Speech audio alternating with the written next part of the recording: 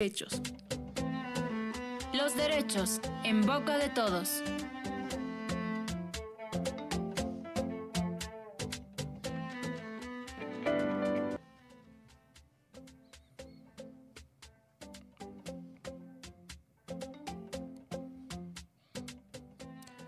Hola, hola amigas y amigos, bienvenidos a Derechos a Boca, su programa de comunicación sobre derechos humanos. Yo soy Cristian Báez Valverde y ya estamos en la cabina de UAB Radio para transmitir al mundo entero.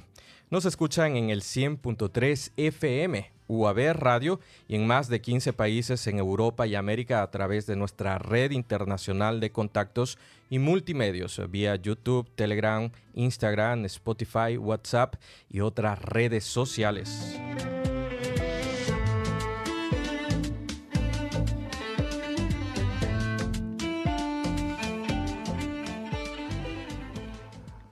Hoy tenemos el estudio lleno para compartir qué piensan los jóvenes sobre los derechos humanos.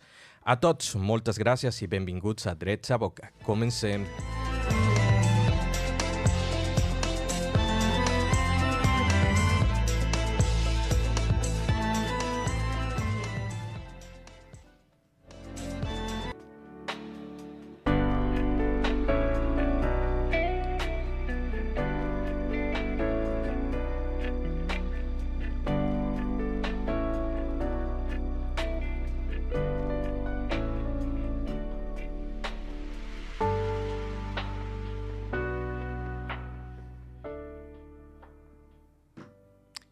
Hemos celebrado hace pocos días el Día Internacional de los Derechos Humanos y muchas voces jóvenes reclaman espacios para reflexionar y tomar conciencia de las implicaciones a las cuales estamos llegando como sociedad. Se reducen los derechos, se denigra, se irrespeta y lo más peligroso, crece la impunidad en materia de justicia, hay persecución, también se limitan algunas libertades en algunas partes del mundo. Vamos a dialogar hoy con estudiantes de la Universidad Autónoma de Barcelona y me acompañan en primer momento Isaac y Juan de un lado y del otro lado está Fernanda. Fernanda, bienvenida. Isaac y Juan también bienvenidos a este espacio. Y lo que queremos preguntarles es, comenzaríamos con Isaac. ¿Qué desafío enfrentan los derechos humanos el día de hoy, Isaac? Hola, muchísimas gracias por invitarme. Bien, como estudiante de Derecho y Relaciones Internacionales, estoy harto de ver cómo en numerosos países se vulneran los derechos humanos de forma sistemática. En Ucrania, en Venezuela, ayer mismo la hija de María Corina Machado estaba recibiendo el Premio Nobel de la Paz como apoderada de su madre por la lucha incansable por los derechos humanos, la libertad y la democracia en Venezuela. Estamos viendo cómo se vulnera de forma sistemática y los estados con total impunidad siguen con esas actuaciones. Por eso yo pienso que es importante trabajar en mecanismos internacionales que puedan blindar una mayor protección hacia los derechos humanos. ¿Por qué son tan urgentes y necesarios en las escuelas, en las universidades, en nuestros lugares de trabajo y en nuestra sociedad en general hablar o referirnos a los derechos humanos, Juan? Bueno, creo que los espacios universitarios, deberían de ser, desde ahí inicia lo que tiene que ver el derecho de los seres humanos, porque no vamos a decir derechos de mujeres ni hombres, porque finalmente todos tenemos derecho. Son espacios muy importantes donde desde los alumnos se tienen que empezar como a agarrar conciencia o concientizar sobre el impacto que a veces tenemos nuestras actitudes. Pero también yo considero que también como persona tenemos que tener nuestra propia conciencia de que en realidad no solamente los espacios universitarios, sino que también desde la casa si estamos haciendo bien las cosas. Porque muchas de nuestras actitudes creo que a lo largo son los que generan segregaciones sociales. Yo vengo de México, vengo de Chiapas justamente, donde se considera como el estado más pobre del país, pero en realidad si hablamos de términos de riquezas económicas, todo eso, creo que también se puede considerar como el estado más rico porque tiene todo, ¿no? Pero sin embargo, todo lo que tiene que ver con los derechos humanos, de los derechos de las mujeres, de jóvenes y niños, están muy violentados en muchas partes. Pero también desde las universidades no han tomado como esa iniciativa de generar como espacios para dialogar y todo eso. Entonces, como estudiante de la UAB, yo considero que donde se debe de iniciar primero es desde aquí en la universidad, también desde la casa y en otros espacios públicos para poder generar esta conciencia. Claro que sí. Y Fernanda, queremos consultarte, y si miras a esta cámara de acá, que es la que te apunta, tú estás haciendo estudios aquí en la Universidad Autónoma. Sí, correcto. Hay tremendas vulneraciones que podemos ver desde la comunicación. A veces los medios de comunicación reflejan violaciones serias a los derechos humanos a día de hoy. ¿Qué podemos hacer como sociedad, ya que los medios son un reflejo de aquello? Bueno, primero, muchas gracias por tenernos aquí el día de hoy. Y con respecto a tu pregunta, pues es un tema bastante pesado, es un tema bastante complicado de manejar, porque en primera instancia tenemos que recordar que las redes, hasta cierta medida, son resultado de la postura o la posición de las personas que explican, ¿no? Presentan o dialogan o intentan dialogar, que eso es otro tema también, pero por otro lado también hay que pensar que muchos de los medios y las plataformas, sobre todo de redes sociales, responden a intereses alternos que no son necesariamente el que publican o activamente publicitan como su posición, sino más bien responden a intereses económicos, a intereses particulares, a intereses lobistas que, a fin de cuentas, también impactan en gran medida cómo es que se va a cubrir una noticia o una situación en algún lugar en particular. Si tenemos, por ejemplo, el caso de X con Elon Musk, desde que tomó la plataforma que antiguamente se conocía como Twitter, es innegable el hecho que la transformación de esa plataforma es un ejemplo clave de cómo se está vulnerando los derechos humanos, ya no tanto hablando de si es que concuerdas o no con su postura, sino aquí considerando qué tipo de discurso promueve y, sobre todo, cómo está promoviéndolo, ¿no? Así es, sí, lo que nos has dicho es una reflexión de estas megacorporaciones. Hay una teoría de la refeudalización de la cultura. Total. En la cual se reconoce cómo las megacorporaciones están polarizando y creando burbujas en la sociedad. Bueno, y el capitalismo de la vigilancia también, ¿no? Que justamente no... de estas las grandes plataformas, Google, Meta, no están aquí para brindarnos sus servicios. Nosotros somos el servicio que ellos brindan. Efectivamente. Isaac, eres parte de ANUEC y has abierto Así es. este voluntariado internacional que también funciona aquí en la Universidad Autónoma de Barcelona. ¿Qué ha significado unirse a este colectivo y ser un activista? Podemos reconocerte como un activista por los derechos humanos porque ya tienes una trayectoria en el enlace de los estudiantes, pero además has participado en algunos eventos que hemos tratado de derechos como el de la UNESCO, como algunas conferencias con Naciones Unidas, y pues qué ha significado hacer parte de este activismo y estar dentro de un colectivo por los derechos humanos. La verdad, para mí ha significado muchísimo, tanto a nivel profesional como a nivel personal. He podido conocer a personas maravillosas, pero además he tenido la oportunidad de irme metiendo más en materia de lo que estoy estudiando.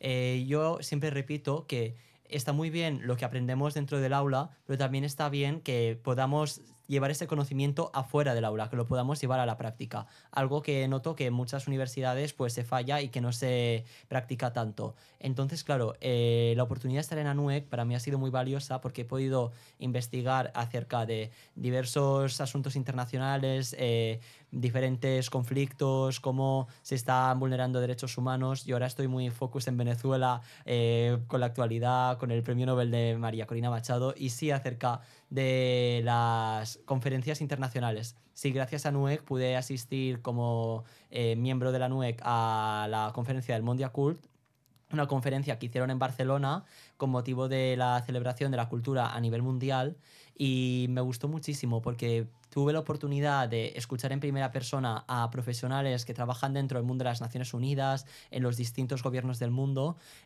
cómo defienden ellos, en este caso, pues la cultura a nivel global, ya que la cultura no es solamente la identidad de un país o de un pueblo, como sí que también, sino que también es la unión de diversos valores, y esos valores han ayudado a ir transformando la sociedad a lo largo del tiempo. Claro que sí, Isaac. Además, reconocemos esa labor. Tú mismo escribiste un artículo que enfatiza en este tema de la Nobel de la Paz, que puede ser un tema controvertido también, desde donde se lo mire, desde la óptica que se lo mire, pero que sin embargo reconoce una lucha de un pueblo.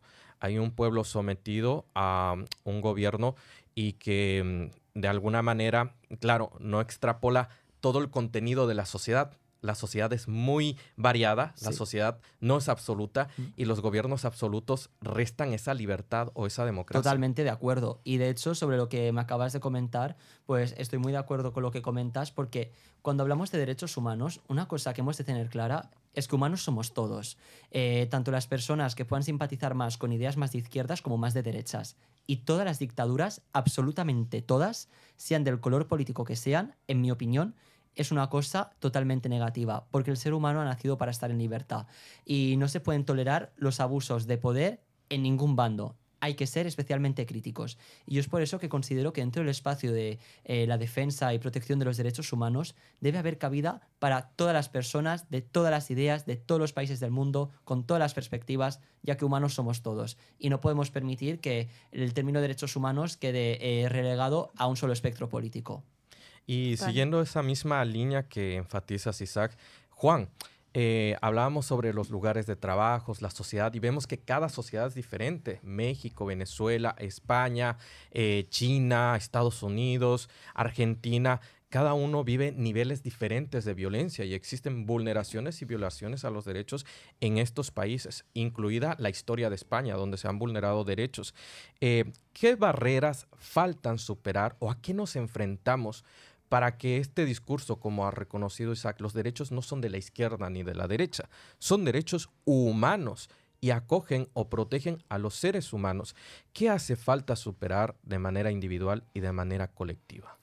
Bueno, creo que de manera individual tenemos que iniciar con nuestros prejuicios, independientemente de dónde venga cada persona. Como tú dices, a nivel global, pues hay mucho racismo, mucha discriminación, sea tanto económica, física, hay de todos. Y no solamente, ahorita lo más evidente de aquí que se está viendo ahorita es justamente en Gaza, que hay definitivamente, bueno, es brutal lo que está pasando.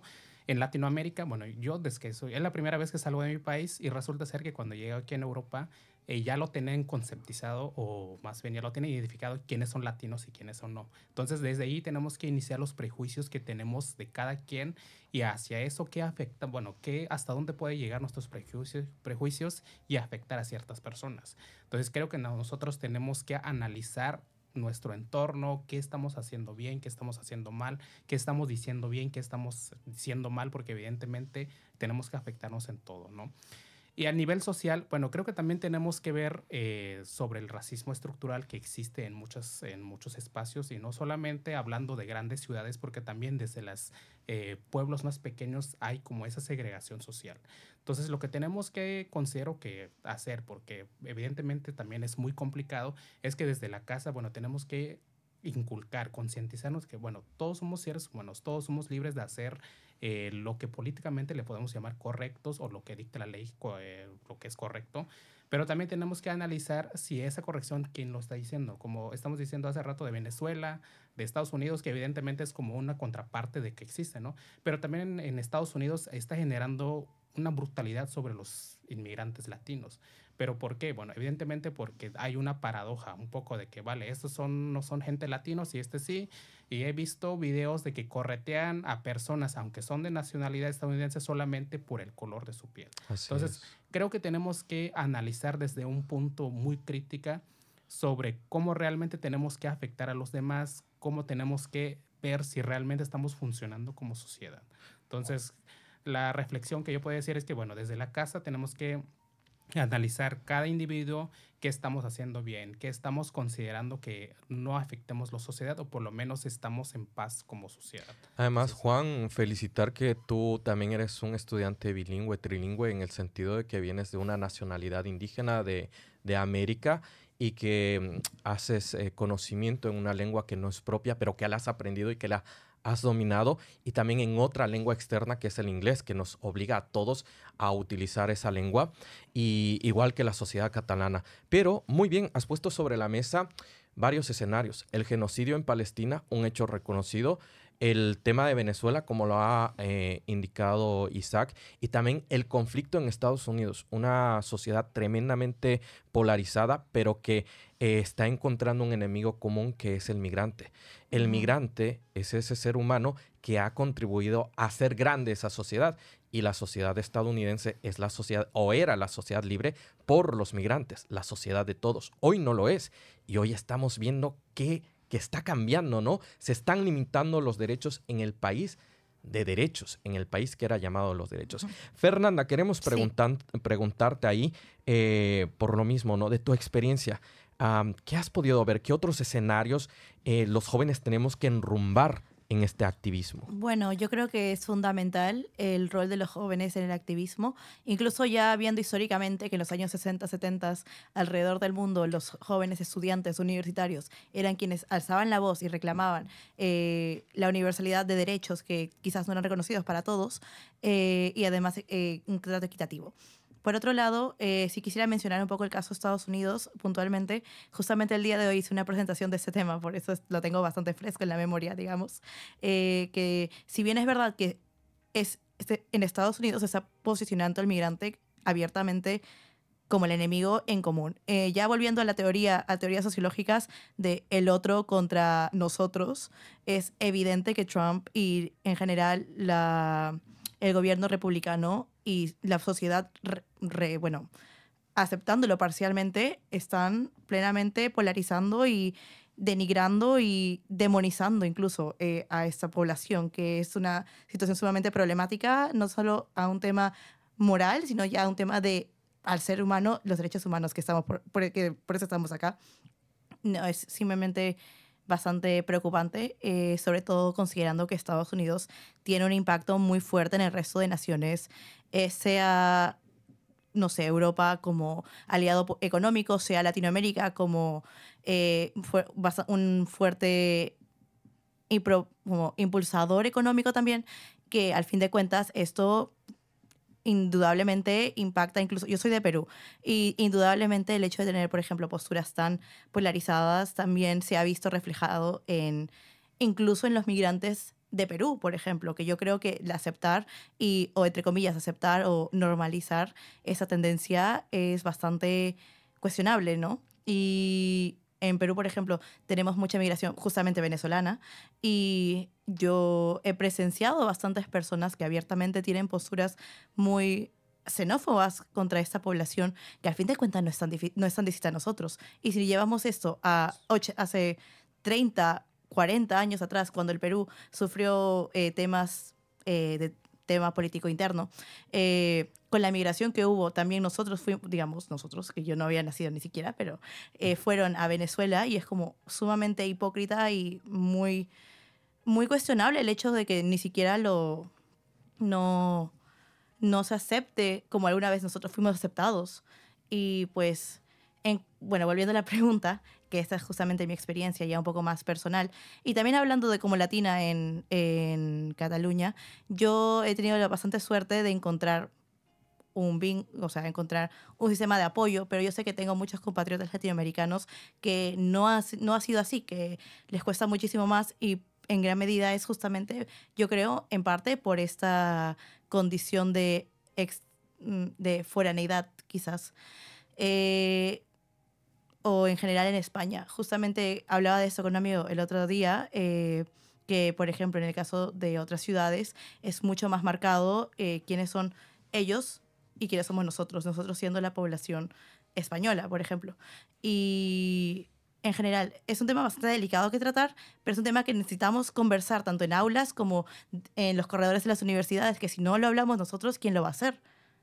Así es, Fernanda. Muchas gracias por acotar y por referirte a la sociedad española. Pues no quisiéramos ver a una sociedad española altamente polarizada. Total. Puede suceder, pero no quisiéramos. Además, creemos que el territorio de Cataluña, en especial de España, es bastante diverso y muy receptivo de la migración. Sí. Como tú has dicho, generalmente brinda un soporte, un apoyo al receptor, al migrante que ha llegado y a su adaptación. Normalmente el resto de países no tienen esa capacidad para brindar esa adaptación, pero hemos visto que Cataluña lo logra a través de los estudios, la empleabilidad, aunque hay dificultades y hay que matizar. Pero sí tienes razón. Sí quisiera, de todas formas, resaltar que, de nuevo, mi experiencia ha sido muy, muy satisfactoria, digamos. O sea, he sido recibida con brazos abiertos y sé que no es algo que pasa en todos lados y por eso también estoy muy agradecida. Sí que sí. Y finalmente, Juan y Isaac, ¿qué nos dirían para cerrar ya este programa? Hoy, los derechos humanos. ¿Qué podemos decir a quienes nos escuchan en el mundo? Adelante, Juan. Bueno, yo creo que también tenemos que ofrecernos esas herramientas para identificar en realidad cuáles son nuestros derechos, qué tenemos que hacer también como individuo. Pues nada, yo creo que desde aquí, bueno, yo desde que estoy aquí en la universidad, pues he identificado como esa diversidad de diferentes opiniones, diferentes puntos de vista. Y cuando estábamos en México, bueno, sí, simplemente es indígena o es mestiza. Ahí pareciera que no hay otra variedad o no otra diversidad.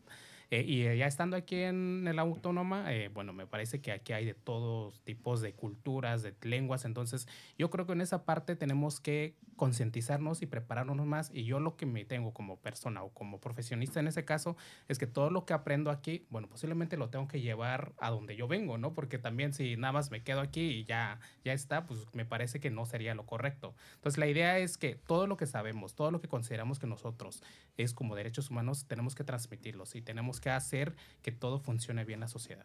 Gracias, Juan. Isaac.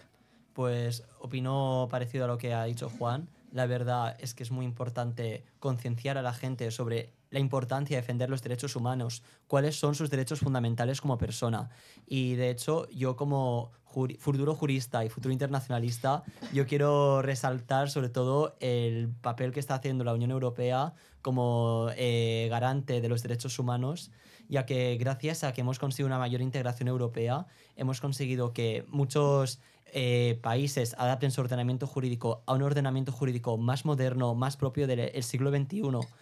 Hace poco vimos como el Tribunal de Justicia consiguió que se legalizara el matrimonio homosexual en toda la Unión Europea. Bueno, quizá habrán países que no lo practiquen, pero estarán obligados a reconocer otro matrimonio realizado en otro país por dos personas del mismo sexo como si se hubiera celebrado allí.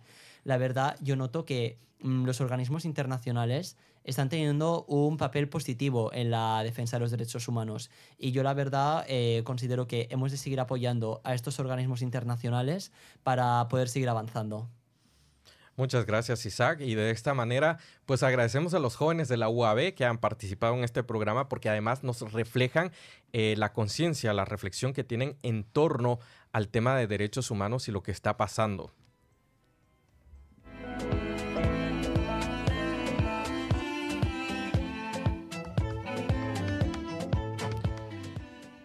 Muchas gracias a la Universidad Autónoma de Barcelona, a UAB Media, UAB Radio, por las facilidades para la producción y transmisión de este segmento internacional de derechos humanos. También a nuestras repetidoras en América, que retransmiten fielmente el programa en el continente americano. A la Alianza para las Naciones Unidas y los Derechos Humanos en Ecuador, ya lo habíamos dicho, los jóvenes son parte del colectivo aquí en España. Y también muchas gracias a vosotros, los suscriptores, quienes suman, dan like y comparten este programa a través de YouTube, Telegram, las distintas redes sociales. Yo soy Cristian Valls Valverde y esto ha sido Derechos a Boca. Será hasta la próxima emisión.